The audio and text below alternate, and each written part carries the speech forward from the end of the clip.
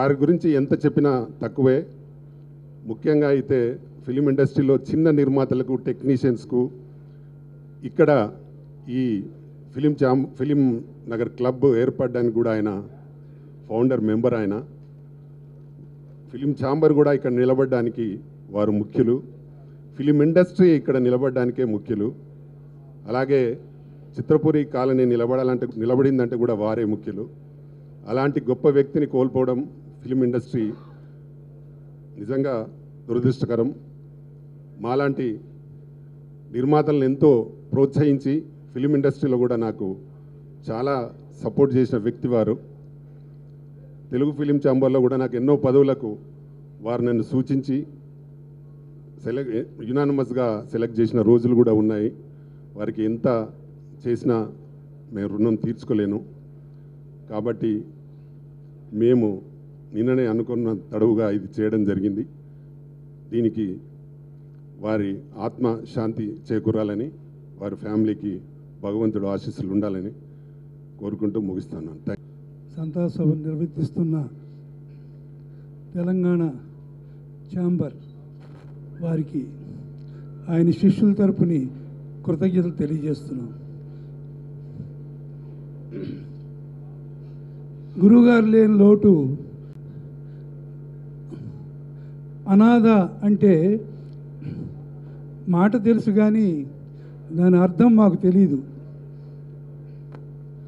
ఈరోజు గురువుగారు లేకపోవడం వల్ల ఆయన శిష్యులమంతా మేము అనాథలు అయ్యాక దాని అర్థం తెలిసింది మాకు. ఆయన లేరు అనే ఆయన మాటే మాకు శూన్యంగా ఉంది. ఎటు తోచట్లేదు. పొద్దున్న లేస్తే గురుగారి దగ్గరికి వెళ్ళాలి, మాట్లాడాలి. ఇది మా ప్రోగ్రాం. ఇప్పుడు ఎవరితో మాట్లాడాలి? చలనచిత్ర రంగంలో ఏదైనా సమస్య ఉంటే పెద్దాయన దగ్గరికి వెళ్ళాలి, మేస్త్రి గారి దగ్గరికి అని ప్రతి వాళ్ళు అనుకునే మాట. ఇప్పుడు ఎవరి దగ్గరికి వెళ్ళాలి? ఏ సమస్య అయినా వస్తే ఎవరు సాల్వ్ చేయాలి? ఇది పరిశ్రమకే శూన్యం. ఆ శూన్యం నుంచి ఎవరు తేరుకోగలరు? ఎన్ని చెబితే తేరుకోగలం? ఆయన ఒకటే చెప్పేవారు ఎప్పుడు మాకు, ఈ ప్రపంచంలో ప్రపంచ నాయకుడు ఎవరు వచ్చినా సరే మనం లేచి నిలబడక్కర్లేదు. నిర్మాత వస్తే మాత్రం లేచి నిలబడాలి. అది దర్శకుల బాధ్యత. ఈ పరిశ్రమకి దేవుడు నిర్మాత. అతన్ని దక్కించుకోవాలి, అతన్ని గౌరవించుకోవాలి. అతన్ని ఎంతకాలం గౌరవించుకుంటే అంతకాలం పరిశ్రమ నిలబడుద్ది. నిర్మాతని ఏ రోజు నెగ్లెక్ట్ చేస్తే ఆ రోజుతోటే పరిశ్రమ శాశ్వతంగా మూసుకుపోతుంది అని చెప్పిన గ్రేట్ పర్సన్ దాసరి నారాయణరావు గారు. ఆయన ఒకటే చెప్పేవారు మాకు, గురుగారు ఎందుకండి ప్రతిసారి ఎమోషనల్గా చెప్తుంటారు అందరి గురించి, అందరూ ఫీల్ అవుతారండి. లేదు, మనకు కావాల్సింది ఏంటంటే నిజాన్ని చెప్పడానికి ఎమోషన్ కావాలి, అసత్యాన్ని చెప్పడానికి అక్కర్లేదు. నిజాన్ని ఎలాగైనా చెప్పాలి. వాడే మనిషి. నిజాన్ని చెప్పలేకపోతే మనిషి మనిషే కాదు. అలా అయితే గాంధీ వచ్చేవాడు కాదు, రవీంద్రనాథ్ ఠాగూర్ వచ్చేవాడు కాదు, మహామేధావులు ఎవరు వచ్చేవాళ్ళు కాదు. నేను వాళ్ళ దారిలోనే వెళుతున్నా. ఇది నా స్వార్థం కోసం కాదు. It's my nature, it's my nature, it's my nature. ఎక్కడ చూసినా దాసరి ప్రతిధ్వనిస్తారు. ఆయన లేరని మేము అనుకుంటలే. ఇక్కడే ఉన్నారు, ఇప్పుడు ఉన్నారు, ఎప్పుడు ఉంటారు, ఎప్పటికీ ఉంటారు, శాశ్వతంగా ఉంటారు. అలాంటి దాసరి నారాయణరావు గారు కృషి, దీక్ష అంతా కూడా మళ్ళీ పుట్టాలి అంటే, మళ్ళీ జరగాలంటే దాసరి నారాయణరావు గారే పుట్టాలి, పుడతారు. మీరందరూ కూడా మా తరపుని ఆయన ఆత్మకి శాంతి చేకూర్చాలని ప్రార్థిస్తానని కోరుకుంటున్నాం. ఆయన శిష్యుల తరపుని. జై హింద్. నేను కలలో ఊహించలేదు ఇది జరగడం. యావత్ సినీ పరిశ్రమ బాధాకరం. తెలంగాణ ఫిలిం ఛాంబర్ ఆధ్వర్యంలో ఈరోజు ఈ సంతాప సభ కార్యక్రమానికి విచ్చేసిన ప్రముఖులందరికీ నమస్సుమాంజలి. ప్రతాన్ రామకృష్ణ గౌడ్ గారు తెలంగాణ ఫిలిం ఛాంబర్ అధ్యక్షులుగా, వ్యవస్థాపక అధ్యక్షులుగా ప్రతి కార్యక్రమం కొత్తగా ఉంటుంది. కానీ ఈరోజు మాత్రం ఈ కార్యక్రమం మేము చేయడం మాకు బాధగా ఉంది. ఎందుకంటే మా సినీ పరిశ్రమకు ఒక భీష్ముడు లాంటి గురువు, ఏ చిన్న ప్రాబ్లం వచ్చినా, ఓ చిన్న కష్టం వస్తే దాసరి గారి దగ్గరికి వెళ్తేనే పరిష్కారం అవుతుంది. మరి ఈరోజు యావత్ తెలుగు సినీ పరిశ్రమ అనాథ అయింది. ఇప్పుడు ఎవరి దగ్గరికి వెళ్ళాలి, అసలు ప్రాబ్లం వస్తే ఎవరి దగ్గరికి వెళ్ళాలి అనే దాంట్లో ఈరోజు తెలుగు సినీ పరిశ్రమ ఉన్నది. తెలంగాణ ప్రభుత్వం వెంటనే దాసరి గారికి ప్రభుత్వ లాంఛనలతో అంత్యక్రియలు చేస్తే తెలంగాణ ఫిలిం ఛాంబర్ సంతాప సభకి ముందుకొచ్చింది. మేము ఎందుకంటే దాసరి గారితో మాకు చాలా అనుబంధం ఉంది. తెలంగాణ ఫిలిం ఛాంబర్ ఏర్పడిన తర్వాత కానీ ప్రతి విషయంలో తెలంగాణ ఫిలిం ఛాంబర్కి రామకృష్ణ గౌడ్ గారికి సహకారం అందించారు గురువు గారు. ఈ ఛాంబర్ అభివృద్ధి కూడా వారి యొక్క సపోర్ట్ ఉంది. మేము ఏదైనా ప్యానెల్లో కానీ ఏదైనా ఉండాలంటే కూడా గురువుగారి దగ్గర వెళ్తేనే డిసైడ్ అయ్యేది. అలాంటి గురువుగారు ఈరోజు లేకపోవడం నిజంగా బాధాకరం. ఆయన సినిమాలు ఒక వజ్రాలు లాంటివి, ఒక మణిరత్నాలు. నేను చిన్నప్పుడు చూసిన సినిమాలు ప్రతి ఒక్కటి ఇన్స్పిరేషన్. ఆయన పాటలో ఒక సాహిత్యం ఉండేది.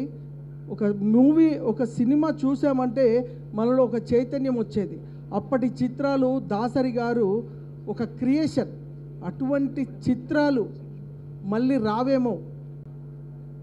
ఈ రోజున Telangana film chamber of commerce అధ్యక్షులు రామకృష్ణ గౌడ్ గారి ఆధ్వర్యంలో మనందరికీ సినిమా పరిశ్రమకి పితృ సమానులు,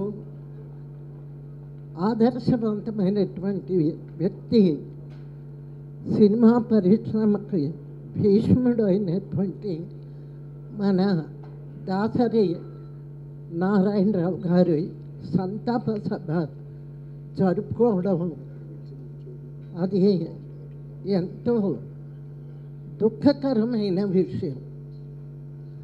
ఎందుకంటే మొన్నటిదాకా మనందరి మధ్య చక్కగా తిరుగుతూ సినిమా పరిశ్రమలో ప్రతి ఒక్కరికి, ముఖ్యంగా కార్మిక వర్గానికి అందరికీ కూడా ప్రథమ నాయకుడిగా ఉండి ప్రతి వారికి సలహాలు, సంప్రదింపులు, ఒక గురువు గారు. ప్రతి ఒక్కరూ కూడా ఆయన ఎందరినో శిష్యుల్ని, ఎందరినో చిన్న నిర్మాతల్ని ప్రోత్సహించి సినిమా పరిశ్రమకు ఎనలేని సేవలు అందించినటువంటి వ్యక్తి. సినిమా దర్శకుల్లో ఇవాళ మా కోడి రామకృష్ణ గారి కానివ్వండి, ఇలాంటి మంచి దర్శకుల్ని ఆయన ప్రోత్సహించారు. సీనియర్ ఆర్టిస్టుగా ఆయన దర్శకత్వ ప్రతిభ ఏమిటి అనేది ఆయన ఎనాలిసిస్ అంటారు. ఒక పాత్రకి ఎవరిని ఎన్నుకుంటే బాగుంటుంది, ఆ పాత్రకి న్యాయం ఎవరు చేయగలరు అనేటువంటి మంచి ఎనాలిసిస్ ఉన్న వ్యక్తి. అందులో ముఖ్యంగా ఒక నటీమణిగా 2-3 చిత్రాలు ఆయన దర్శకత్వంలో నాకు అవకాశం వచ్చింది. ఎందుకంటే మేము మనుషులంతా ఒకటే చిత్రం గురించి చెప్పాలి ఇక్కడ. అందులో ఆ పాత్ర ఎన్టీ రామారావు గారు లాంటి ధీరోదాత్తుడిని ఎదుర్కొనేటటువంటి వీరోచితమైనటువంటి పాత్ర. అది వేయాలి అంటే ఒక జమునే సరిపోతుంది. ఎందుకంటే దానికి ఒక స్ట్రేచర్ ఉండాలి, రామారావు గారిని ఎదిరించాలి అంటే. కాబట్టి జమునే వేయాలి అని పట్టుబట్టి నాకు ఫోన్ చేశారు. అందులో నాకు ఇబ్బంది ఏంటి అంటే అది రామారావు గారికి ప్రియురాలుగా, భార్యగా, తర్వాత తల్లిగా యాక్ట్ చేయాలి. నేను అక్కడ చాలా ఇబ్బంది పడ్డాను, పెట్టలేదు. కానీ film chamber of commerce Telangana నుంచి ముఖ్యంగా రామకృష్ణ గారి ఆధ్వర్యంలో మొట్టమొదటి గొప్ప సంతాప సభ, ఇంతమందిని పిలిచి మరి దాసరి గారి గురించి 4 కృతజ్ఞతలు తెలుపుకునే అవకాశం కల్పించిన రామకృష్ణ గౌడ్ గారిని ముఖ్యంగా అభినందించాలి. ముందుగా స్పందించి యాక్టివ్గా నిర్ణయం తీసుకుని ముందుగా ఈ కార్యక్రమాన్ని పెట్టిన రామకృష్ణ గౌడ్ గారికి అందరి తరపున అభినందనలు తెలియజేస్తున్నా. ఒక కార్యక్రమం చేయాలంటే తలపెట్టాలంటే శంషేర్గా ధైర్యంగా ముందుకొచ్చే ఒక వ్యక్తి మా రామకృష్ణ గౌడ్ గారు. చేసే కార్యక్రమం మంచిదన్నప్పుడు ఎవరి సలహా అక్కర్లేదని ఉద్దేశంతో ఈ కార్యక్రమాన్ని పెట్టి ఇంత సక్సెస్ఫుల్గా జరిపి ఇవాళ మంత్రి గారిని వాళ్ళని తీసుకొచ్చి ఈ కార్యక్రమం చేసినందుకు ముందుగా ఆయనకి ధన్యవాదాలు తెలియజేస్తున్నా. ఇక దాసరి గారితో మాకు అనుబంధం అంటే ఎనలేని అనుబంధం ఉంది. గురుగారికి ఏకలవ్య శిష్యులు అంటూ నేను మా కోట రామకృష్ణ గారు ఇండస్ట్రీకి వెళ్ళినప్పటి నుంచి ఆయన వెంటే ఉంటూ గురుగారు అన్ని సినిమాలకి నేను గోస్ట్ కోడెడ్ అసిస్టెంట్ డైరెక్టర్గా నేను పనిచేయడం జరిగింది. అన్నిటికంటే కూడా ఇటీవల కాలంలో ఒక 3 years నుంచి ప్రతిరోజు 1 గంట సేపు ఆయన దగ్గర గడపడం జరుగుతుంది. మా గీతాంజలి అక్క గారికి కానివ్వండి, మా గడ్డం ప్రసాద్ గారికి కానివ్వండి, ఇక్కడున్న 10 మంది పెద్దలు రోజు గురుగారి దగ్గర పనున్నా లేకపోయినా ఒక అరగంట ఆయన దగ్గరికి వెళ్ళి కూర్చుని మంచి చెడ్డ కష్ట సుఖం మాట్లాడే అలవాటు మా జరిగింది. ఈవేళ మాకు మేమందరూ దిక్కులేని వాళ్ళు అయ్యాం.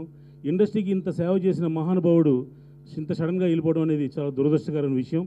ఇక భారతదేశంలో ఇంతకుముందు మీకు తెలుసు హీరోలు మాత్రమే అభిమాన సంఘాలు ఉండేవి, కానీ ఒక దర్శకుడికి అభిమాన సంఘం పెట్టింది అందాక మన జమున్ గారు చెప్పినట్టు మనుషులంతా ఓటే చిత్రంతో పాలకొల్లో ఫస్ట్ టైం ఫౌండర్ ట్రెజరర్గా నేను ఆయనకి దాసరి నారాయణ కల్చరల్ యూనిట్ ఒక అభిమాన సంఘం పెట్టడం జరిగింది. తలరాత మన ఇండస్ట్రీకి దురదృష్టం అని నేను అనుకుంటున్నాను. మళ్ళీ పుట్టాలి అని అంటే ఆయనే పుట్టాలి తప్ప ఆయన చోటు మాత్రం అలా వ్యాక్యూమ్గానే మిగిలిపోతుంది. అది మనందరికీ తెలుసు. కానీ ఒక్క మాట ఎవరు ఏమీ అనుకోకపోతే ఒక మాట చెప్పాలనుకుంటున్నాను. ఎంతోమంది హీరోయిన్స్కి, హీరోస్కి, సాంకేతిక నిపుణులకి ఒక జీవితాన్ని ప్రసాదించారు. అటువంటి వారు కడచూపు చూడడానికి కూడా రాలేనందుకు నేను నిజంగా చింతిస్తున్నాను. ఈరోజు దాసరి గారికి అయ్యింది, అంత గొప్ప వ్యక్తికే అయ్యింది అంటే ఇక ఇండస్ట్రీలో ఎవరు ఇంకొకరి పరిస్థితి ఎలా ఉంటుందనేది మనం ఆలోచించుకోవాలి. ఇండస్ట్రీ మొత్తం ఎప్పుడు కూడా ఒక కుటుంబంగా ఉండాలి అని కోరుకున్నారు. అది ఈ రోజున్న పరిస్థితికి ముక్కలైపోయి తునకలైపోయింది. మళ్ళీ ఆయన ఎక్కడ ఉన్నారో ఆ భగవంతుడి దగ్గర అక్కడి నుంచి మా ఇండస్ట్రీని ఆశీర్వదించి అందరూ ఒక్క తాటి మీద ఉండి మళ్ళీ ఒక కుటుంబంగా అందరూ ఉండాలని నేను ఆశిస్తూ ఇటువంటి ఒక మంచి కార్యక్రమాన్ని Telangana film chamber of commerce Ramakrishna Goud గారు నిజంగా ఆయన చేయడం అనేది అంటే ఇంతవరకు ఎదురు చూసాము. వేరే ఎవరైనా ఇండస్ట్రీ తరపు నుంచి ఇమ్మీడియట్గా సంతాప సభ పెడతారేమో, సో దాన్ని అటెండ్ చేయొచ్చు అని. కానీ రోజులు గడుస్తున్న కొద్దీ జరగకపోయేటప్పటికీ ఇమ్మీడియట్గా చాలా తక్కువ కాలంలో ఈ డిసిషన్ తీసుకొని ఇంత తక్కువ టైంలోనే ఇంతమందిని సమకూర్చి ఇంతమంది చేత ఆయనకి శ్రద్ధాంజలిని ఘటించేలా చేసినందుకు రామకృష్ణ గారికి ప్రత్యేకంగా నా ధన్యవాదాలు. అలాగే ఆయన ఎక్కడున్నా దాసరి గారు ఆయన ఆశీర్వాదాలు మాకు ఉండాలి. ఆయన ఆత్మకు శాంతి కలగాలి, కుటుంబ సభ్యులకి ధైర్యశక్తిని ఇవ్వాలి అని మనస్ఫూర్తిగా కోరుకుంటూ, అలాగే తుమ్మల నాగేశ్వరరావు గారు ఈరోజు వచ్చి ఆయనకి మాతో పాటు శ్రద్ధాంజలి ఘటించడం అనేది సార్ నేను మనస్ఫూర్తిగా మీకు మా ఇండస్ట్రీ తరపున కృతజ్ఞతలు తెలియజేసుకుంటున్నాను. నా చిన్న రిక్వెస్ట్ ఏంటంటే ఈ రోజున కేంద్ర మంత్రివర్గంలో సామాజిక సేవ మంత్రివర్యులు శ్రీ రామదాస్ సత్యవల్లి గారు ఉన్నారు. మరి అందరూ మా ఫిలిం కానీ చిత్ర పరిశ్రమ కానీ అన్ని అసోసియేషన్లు కలిపి ఒక యూనిట్గా తయారయ్యి మరి డాక్టర్ దాసరి నారాయణ గారికి భారతరత్న అవార్డు ప్రతిపాదించాలని చెప్పి మేము కోరినాం. అలాగే మీ అందరూ కూడా అన్నీ మరి తెలంగాణ ప్రభుత్వం తరఫున కూడా ఇవ్వాలని చెప్పి కోరుకుంటూ మరి నాకు ఈ యొక్క అవకాశం ఇచ్చినట్టు మీ అందరికి కూడా పేరు కరెక్ట్గా 11 గంటలకి 38 సంవత్సరాల నుంచి నాకు అన్నయ్య గారి పరిచయం. ఆయన అసిస్టెంట్ డైరెక్టర్గా పనిచేస్తున్నప్పుడు కూతురు కోడలు సినిమా మెడ్రాస్లో శోభన్ బాబు గారు నేను యాక్ట్ చేసిన సినిమా, అక్కడి నుంచి పరిచయం. వారి పరిచయం ఎంత మంచి పరిచయం అంటే ఒక 38 సంవత్సరాలు ఆయన నీడలో ఉన్నట్టుగానే నా భర్త, నేను కానీ, నా పిల్లలు కానీ, మేమందరం కూడా ఆయన ఏం చెప్తే అది విని ఉన్నాం. రామకృష్ణ గారు లేరు, కానీ అనుబంధం మటుకు నువ్వు హైదరాబాద్ వచ్చేసాయమ్మా, నేను ఉన్నాను ఇక్కడ, మీ వదిన ఉంది, చూసుకుంటాం మేము రా అని చెప్పి పిలిచారు. ఆ ఒక్క అభిమానంతో నేను హైదరాబాద్ మళ్ళీ రావడం జరిగింది. కానీ ఈ 10 సంవత్సరాల్లో అన్నయ్య గారు ఒక్కరోజు కానీ నేను మిస్ అయ్యానంటే వారింటికి వెళ్లకుండా మా గీత ఏది, ఎక్కడుంది, రమ్మని చెప్పండి, ఫోన్ చేయండి అని అంత ఆప్యాయత చూపించారు. ఆయన యొక్క ప్రేమ కానీ ఆయన అభిమానం కానీ ఎవరికి నాకు రాదండి, ఎవరికి చూడలేదు నేను. ఎందుకంటే అంత ప్రేమైన మనిషి ఎంత ప్లెయిన్గా మాట్లాడతారంటే ఒక సున్నితమైన మనసు.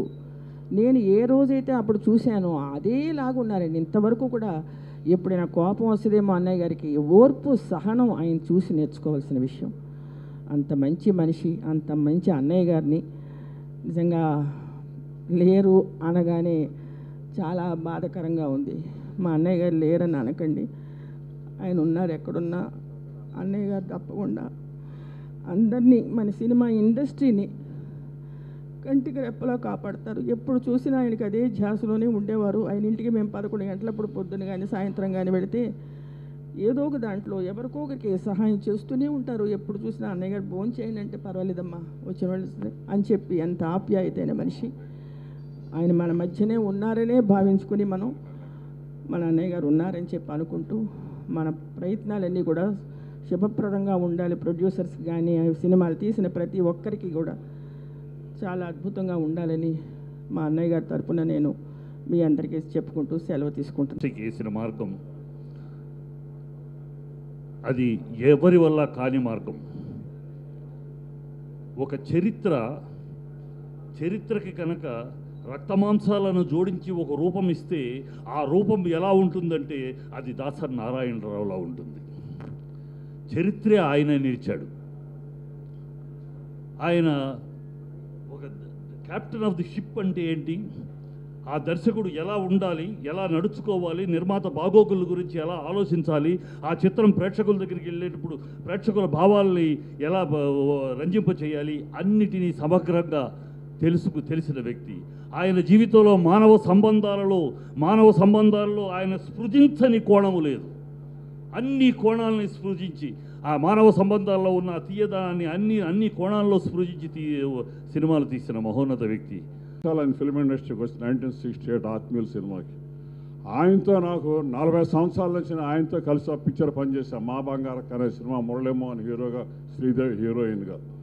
ఈ 40 సంవత్సరాల నుంచి కూడా ప్రతి నెల కనీసం 1 సారో 2 సార్లు నేను ఆయన మాట్లాడుకుని నెల అంటూ లేదు. ప్రతి సంవత్సరం ఆయనతో రెగ్యులర్గా టచ్లో ఉండేవాడిని. హైదరాబాద్లో నేనొకండి.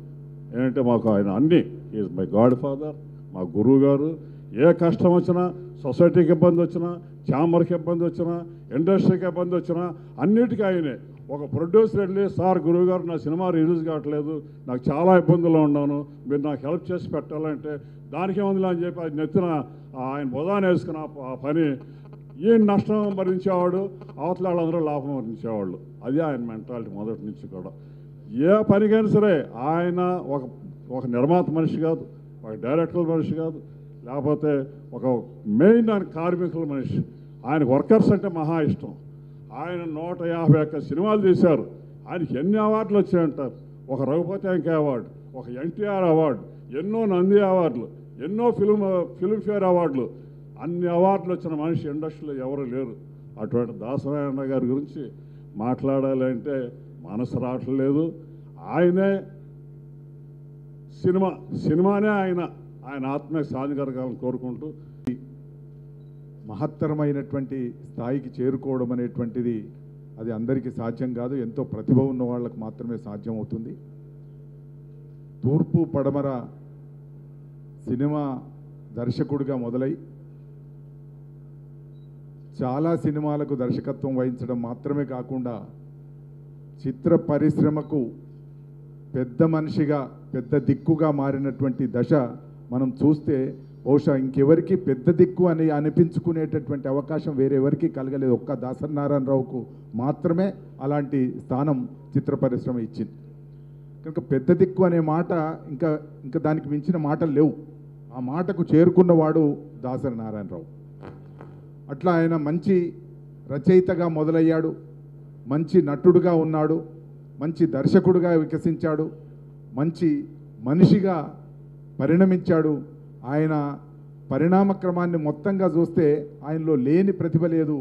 మానవ సంబంధాల్ని అత్యద్భుతంగా తెర మీద ఆవిష్కరించడం మాత్రమే కాదు, ఆచరణలో నిరూపించి దర్శకుడి దగ్గర నుంచి నిర్మాత దగ్గర నుంచి కింది స్థాయి బాయిల దగ్గర దాకా వాళ్ళందరితో ఒక సమన్వయాన్ని పాటించినటువంటి గొప్ప మనస్తత్వం, స్వభావం దాసరి నారాయణరావుకు ఉంది. నాకు తెలిసి చాలామంది పెద్ద నటులు కూడా వాళ్ళకి భవిష్యత్తు కొంచెం ఇబ్బందికరమైనటువంటి పరిస్థితిలో పడ్డప్పుడు నాగేశ్వరరావును మళ్ళీ తిరిగి నిలబెట్టినటువంటి దర్శకుడు ఆయనే, ఎన్టీ రామారావును తిరిగి నిలబెట్టినటువంటి దర్శకుడు ఆయనే, శోభన్ బాబును కూడా చాలా ఇబ్బందికరమైనటువంటి స్థితులలో తిరిగి నిలబెట్టినటువంటి దర్శకుడు ఆయనే. అట్లా చూసినప్పుడు చాలామందిని తిరిగి మళ్ళీ ఒక ఫామ్లోకి తీసుకొచ్చినటువంటి ప్రతిభ ఒక గొప్ప దర్శకుడికి మాత్రమే ఉంటుంది. అట్లాంటి గొప్ప దర్శకుడు కేవలం దాసరి నారాయణరావు మాత్రమే. అంత వివాదాస్పదుడు కావడానికి కూడా కారణం ఉందని నేను అనుకుంటున్నా. ఎవరు వ్యక్తిత్వంతో ఉంటారో వాళ్ళందరూ కూడా వివాదాస్పదం అవుతారు. దాసరి నారాయణరావు కూడా బహుశా వివాదాస్పదం కావచ్చు, కానీ చిత్ర పరిశ్రమలో వివాదాస్పదం కావడం అనేటువంటిది ఒక వ్యక్తిత్వం ఉండి ఒక స్వభావంతో జీవించే వాళ్ళకు మాత్రమే సాధ్యమవుతుంది. ఆయన అట్లా వివాదాస్పదుడు అయి ఉన్నా కూడా గొప్ప స్వభావం, మంచి స్వభావం, మానవ స్వభావం ఉండడం వల్లనే అట్లా, అంటే ఎవరైనా ఒక వ్యక్తిత్వాన్ని కాపాడుకున్నప్పుడు వివాదాస్పదులు అవుతారు.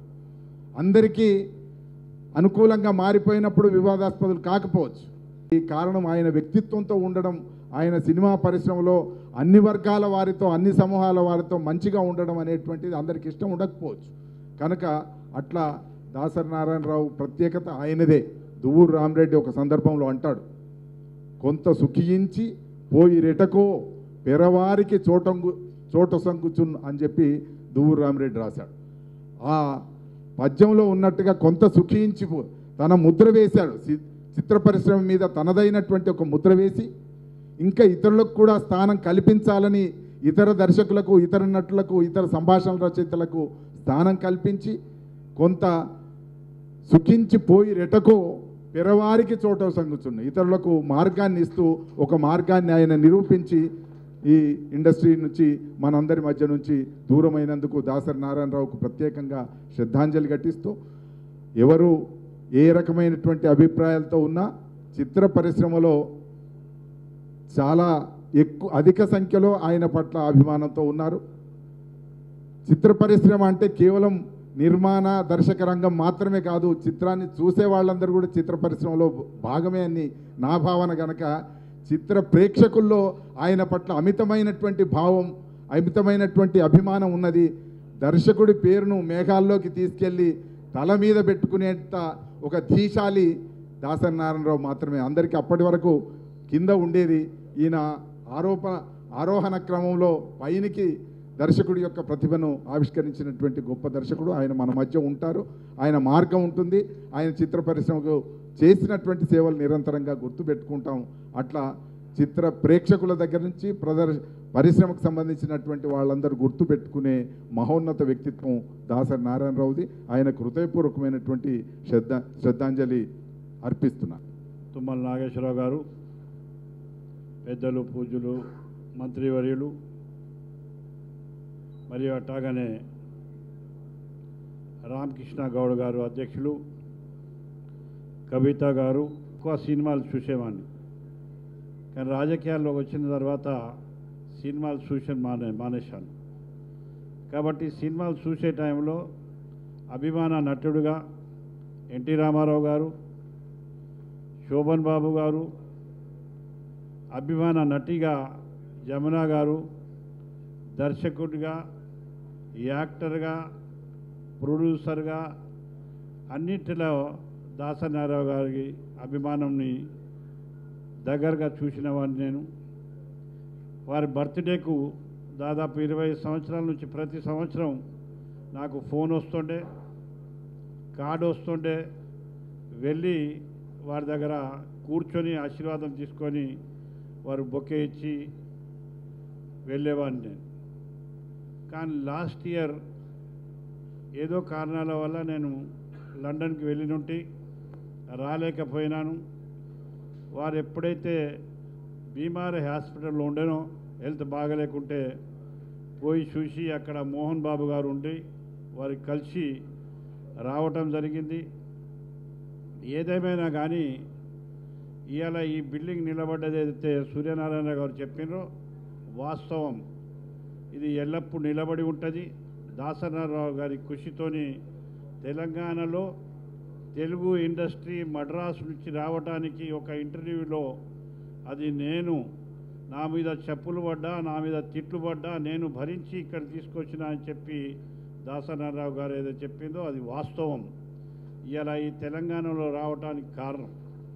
అదే మాదిరిగా ఇవాళ కేసీఆర్ గారు కూడా వారి సావుకు చచ్చిన తర్వాత వారి అంత్యక్రియలకు అఫీషియల్గా చేయాలని చెప్పి కేసీఆర్ గారు కూడా నిర్ణయించి అఫీషియల్గా చేయటం జరిగింది అని చెప్పి మనం చేస్తూ ఉన్నాను. కాబట్టి డైరెక్టర్లు కానీ, ప్రొడ్యూసర్లు కానీ, యాక్టర్లు కానీ, చిన్న చిన్న కార్యక్రమం చేసేవాళ్ళు ఎవరైతే ఉంటారో ఇండస్ట్రీలో వారికి అందరికీ అండగా ఉన్నటువంటి ఇవాళ దాసనారాయణరావు గారు మన మధ్యలో లేరు అంటే ఇవాళ ఎవరో ఒకరు బాధ్యత తీసుకొని ఇటువంటి ఇండస్ట్రీని కాపాడాల్సిన బాధ్యత ఉన్నది అని మనం చేస్తూ ఉన్నాం. ఎందుకంటే ఎవరో ఒక పిల్లికి గంట కడితేనే ఇండస్ట్రీ అని ముందుకు పోతుంది. లేకుంటే స్వార్థంతో మన దగ్గర మనమే డబ్బు సంపాదించుకుందాం, మన దగ్గర ఉందాం అన్నటువంటి ఆలోచన ఉండొద్దు. దాసనారాయణరావు లెక్క ముందుకు వచ్చి నేనున్నాను అని చెప్పేవారు ఎవరన్నా ఉంటే ఈ ఇండస్ట్రీ ముందుకు పోగలుగుతుంది. చిన్న చిన్న నిర్మాతలు కానీ, చిన్న చిన్న యాక్టర్లు కానీ, చిన్న చిన్న ప్రొడ్యూసర్లు కానీ, చిన్న చిన్న ఎవరైతే లైట్ మెన్ నుంచి పెద్ద ప్రొడ్యూసర్ దాకా ఎవరైతే ఉంటారో, ఎందుకంటే ఫిల్మ్ ఇండస్ట్రీలో నాకు సంబంధాలు లేవు. అప్పటికీ విధిని తప్పించలేం కాబట్టి ఆ మహానుభావుడికి శ్రద్ధాంజలి ఘటించాల్సిన కనీస ధర్మాన్ని తెలంగాణ ఫిల్మ్ ఛాంబర్స్ మొట్టమొదటిగా నిర్ణయం తీసుకోవటం అభినందనీయం. దానికి నిర్వాహకులందరికీ, గౌడ్ గారికి ప్రత్యేక ధన్యవాదాలు. అదేవిధంగా సినీ రంగాన్ని గురించి, దాసరి గారి అనుబంధాన్ని గురించి, దాసరి గారి ప్రతిభ గురించి, దాసరి గారి వ్యక్తిత్వం గురించి, ఆయన గారు నిర్వహించినటువంటి ప్రధాన పాత్ర గురించి ఫిల్మ్ ఛాంబర్లో చెప్పటం నాకు సాహసమే అవుతుంది. ఎందుకంటే మీ అందరికీ అనునిత్యం అనుబంధం కలిగినటువంటి వ్యక్తి, అణువణువున మీ కార్యక్రమాల్లో, మీ బాధల్లో, మీ సంతోషంలో, మీ కష్టాల్లో, మీ పురోగతిలో భాగం పంచుకున్నటువంటి వ్యక్తి దాసరి గారు. మాకు అనుబంధం ఏంటంటే ఆయన మా ఊరు అల్లుడు, పద్మగారు మా ఊరు. దాసరి గారు ఆ అనుబంధంతో మా ప్రాంతానికి ఎక్కువ సార్లు వస్తూ ఉండేవాడు. సత్తుపల్లికి వచ్చి అక్కడ ఉన్నటువంటి మిత్రులు కానీ, పద్మగారికి సంబంధించినటువంటి బంధువులను కానీ కలవటానికి పాలకోలు నుంచి కానీ అటు నుంచి వచ్చేటప్పుడు ఎప్పుడు సత్తుపల్లి ఆగటం. రాజ్యసభ సభ్యుడిగా ఉన్నప్పుడు కూడా ఆయన నిధులను కూడా కేటాయించి ఆ ప్రాంతంలో అభివృద్ధి కార్యక్రమాలకు పూనుకోవటం. నాకు కూడా నేను ఆ నియోజకవర్గ ప్రతినిధిగా ఉన్నా కాబట్టి నాకు కూడా అనుబంధం ఉండటం, అక్కడ ఎక్కువ మందితోటి సంబంధం కలిగినటువంటి వ్యక్తిగా దాసరి గారు మా ప్రాంతానికి సుపరిచితుడు అని చెప్పి మీకు ఈ సందర్భంగా మనవి చేస్తున్నాను. కేంద్ర మంత్రిగా కూడా మా ప్రాంతానికి కావాల్సిన పనులు నేను కూడా వచ్చి ఆయనతో చేయించుకునే అవకాశం వచ్చేది. ఆ రకంగా మీ సినీ నీలి ఆకాశంలో ఎంత ఎత్తుకి ఎదిగాడో రాజకీయ రంగంలో కూడా కేంద్ర మంత్రి స్థాయికి ఎదిగినటువంటి వ్యక్తి. మీకు తెలుసు, సామాన్య కుటుంబంలో ఉంచున్నటువంటి వ్యక్తి సినీ రంగంలోనే కాకుండా క్లిష్టమైన రాజకీయ రంగంలో కూడా రాణించటం, సాక్షాత్తు కేంద్ర మంత్రి పదవి అలంకరించటం మన రాష్ట్రానికి, మన జాతికి గర్వకారణం. అటువంటి వ్యక్తి పెద్దలు చెప్పినట్లుగా త్వరగా మన వదిలిపెట్టి వెళ్ళాడనే బాధ.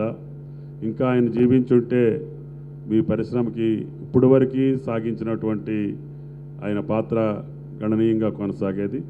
సిద్ధారెడ్డి గారు చెప్పినట్లుగా ఎంతోమంది నటులకి ఈ పరిశ్రమలో ఉన్నటువంటి లక్షలాది మంది వ్యక్తులకి ఆరాధ్య దైవంగా పూజింపబడేటటువంటి దాసరి గారు మన దగ్గర మధ్య లేకపోవటం బాధాకరం. వారి ఆత్మకు శాంతి చేకూరాలని వారి కుటుంబ సభ్యులకి సానుభూతిని తెలియజేస్తూ సెలవు తీసుకుంటాం.